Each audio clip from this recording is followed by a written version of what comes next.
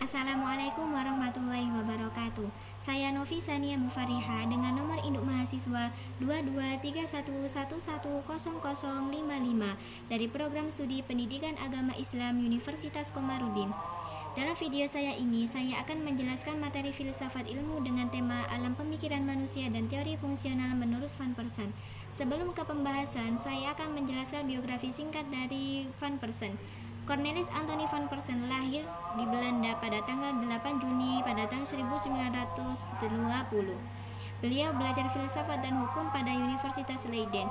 Pada tahun 1953 sampai 1960, beliau menjabat sebagai doktor filsafat pada Universitas Belanda dan pada tahun 1960 pada Universitas Leiden.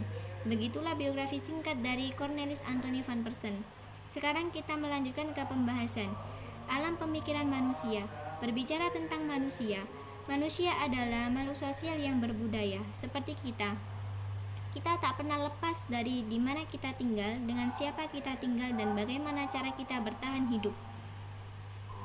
Dalam sejarah peradaban manusia, dimulai dari tingkat primitif hingga tingkat modern, yang mana tingkat primitif itu zaman di mana manusia belum mengenal kehidupan luar atau teknologi canggih seperti saat ini. Sedangkan kehidupan modern di mana manusia mulai mengalami perkembangan pada ilmu pengetahuan dan teknologis yang canggih seperti saat ini.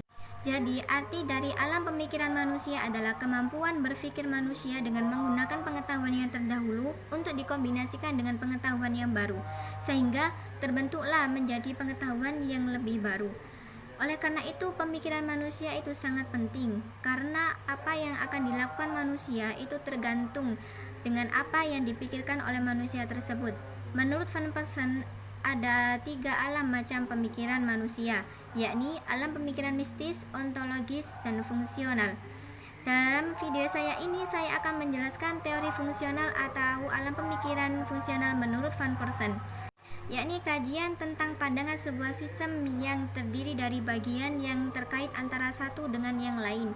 Dalam teori ini, manusia mulai sadar bahwa mereka tak harus untuk mengambil jarak dengan alam, akan tetapi mereka harus mampu untuk memanfaatkan alam sebagai usaha untuk memenuhi kehidupan mereka. Jadi dalam teori fungsional ini, manusia dan alam telah nampak mengeluarkan sebuah relasi, yakni hubungan antara dua pihak yang saling menguntungkan untuk mencapai sebuah tujuan.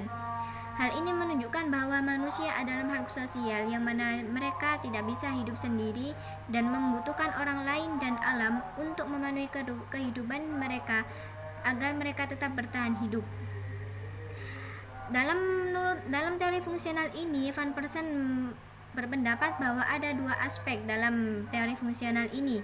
Yang pertama, hubungan antara manusia dengan dunia atau alam. Yang kedua, faham operasionalisme. 1. Hubungan manusia dengan dunia atau alam. Hal yang paling penting dari hubungan ini adalah sebuah relasi, di mana manusia dan alam saling menunjukkan dan saling berkaitan antara satu dengan yang lain, yang mana dalam artian mereka saling menguntungkan dan saling berkaitan. Karena pada dasarnya manusia tak bisa hidup tanpa alam, dan alam juga tak bisa hidup dengan manusia.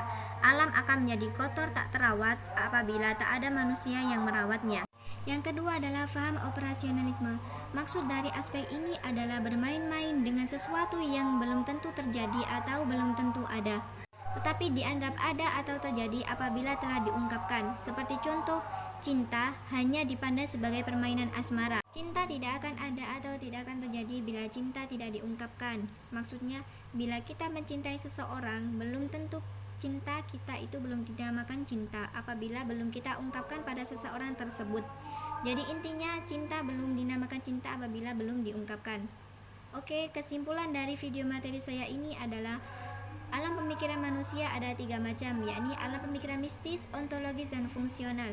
Yang mana dalam alam pemikiran fungsional terdapat 2 aspek, yakni hubungan manusia dengan dunia atau alam.